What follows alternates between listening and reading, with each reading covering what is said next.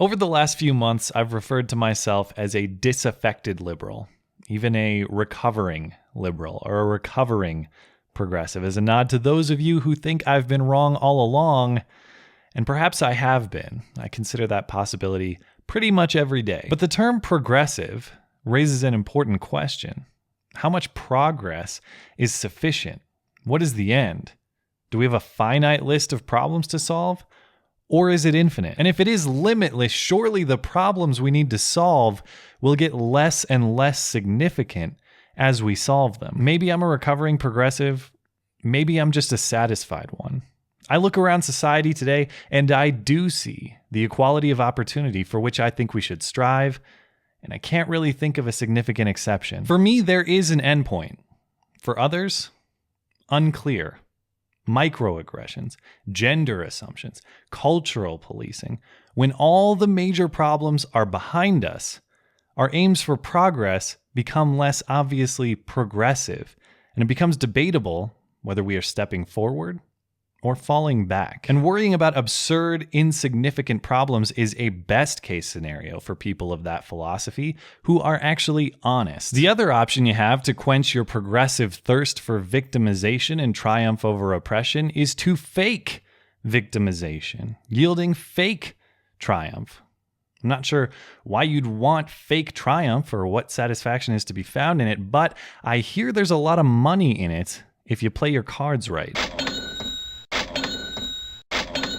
And we've seen plenty of these fake victimization claims throughout the last year. Mizzou protest leader and millionaire hunger striker Jonathan Butler jumped in front of the college president's car to claim he was a victim of a hit and run. A student at Keene University made fake tweet threats to black students to fuel protest against campus racial injustice. Recently, a pastor claimed he ordered a Love Wins cake at Whole Foods, and they called him a fag in frosting. And that one was obviously fake. How could someone who hates gays be so precise and artful with decorative frosting? According to Milo's count, there have been over 100 hoax hate crimes in the US over the last decade. Victim complex infects the new regressive left. And as it spreads, I feel like Rick Grimes trying to survive in a world I no longer recognize. But just like that infection, you need to worry about not just the infected, but the survivors too.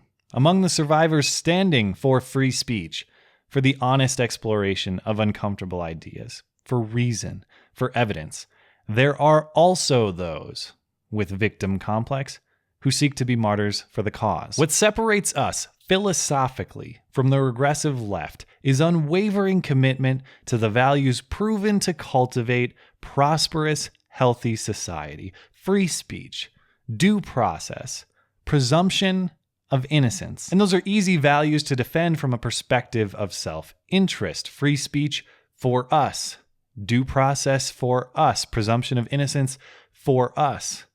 What tests our commitment to these values is when they work against us. But when someone claims to be the victim of censorship, the victim of presumed guilt, we need to demand as much evidence for those claims as we would for any other. A recent story gives an example of exactly those claims, and I'm proud to see the response of skepticism that exposed this hoax with little consequence. In July, a Purdue student named Joshua Nash took to Twitter to share a letter he received from university administration claiming he was facing expulsion for retweeting fellow YouTuber Blair White, saying he was the victim of undue punishment for simply exercising his free speech right. And in today's context, that's believable on the surface. We've seen plenty of examples of university administration overreach in policing speech and caving to cry bullies who seek to censor speech with which they disagree.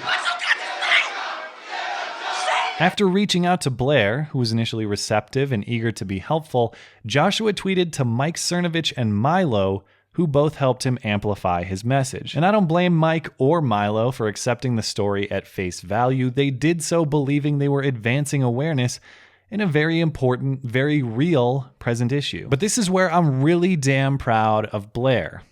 In a web of lies, all it takes is one broken link for the whole thing to unravel, and Blair was the first to spot a breaking point. Remember, Joshua originally claimed he was facing discipline for retweeting Blair, but Blair noticed he was now telling Mike and Milo he was facing discipline for referring to himself as a dangerous faggot.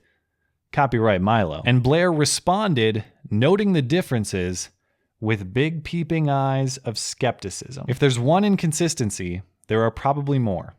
Back up and you'll find them. The letter from Purdue administration states Joshua is being summoned for a meeting regarding his Facebook posts, not Twitter posts like he claimed. The Twitter account on which he retweeted Blair, allegedly getting him in trouble, he created that account on the same day he received the letter in question. And the letter itself never threatens expulsion or any disciplinary action. In fact, the Purdue University president quickly released a statement affirming the school's commitment to free speech and the non-disciplinary nature of the meeting requested. Purdue Northwest has never suggested, let alone threatened, the idea of disciplining the student in question for exercising his right to freedom of expression. When, as here, an administrative meeting is called with a student on our Calumet campus, the purpose is to explore possible ways to support or establish a dialogue with that student, not to discipline him or her. The idea is to see if there might be a teachable moment opportunity for the student,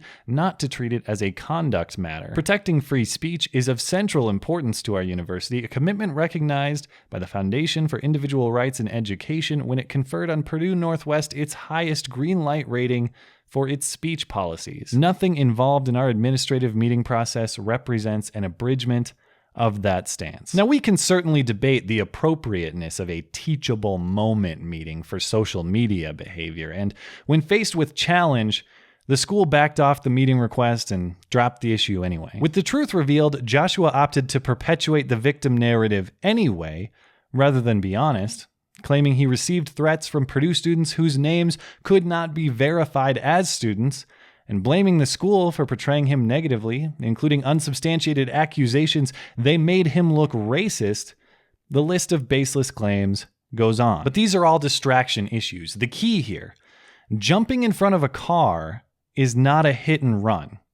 Self-frosting a self-loathing message on a cake is not homophobia. And a teachable moment meeting is not censorship. There's a reason the words bigotry, racism, even rape are less impactful today than ever before. And it's because these are now words commonly used to exaggerate minor issues or fabricate outright falsehoods. Let's not let the same thing happen to the word censorship. How do we do that? Well, first and foremost, by telling the truth, obviously, but secondly, by demanding evidence for each and every claim, even claims we find believable, even claims for which we feel sympathy, even claims with which we are inclined to agree. The author of the article exposing this hoax did exactly that, and I credit her exceptional work on the issue. I spend enough time on this channel ripping horrible journalism. It's only fair that I praise good journalism when I see it. That is at IamQueenAri on Twitter, writing at refinedright.com. Thanks as always for listening and for supporting this channel. Always appreciate that thoughtful discussion down below and especially over on Twitter. That is at skag_3. You're always welcome to come hang out and chat in my live streams. Those are linked down in the description. Looking forward to it. Kidding.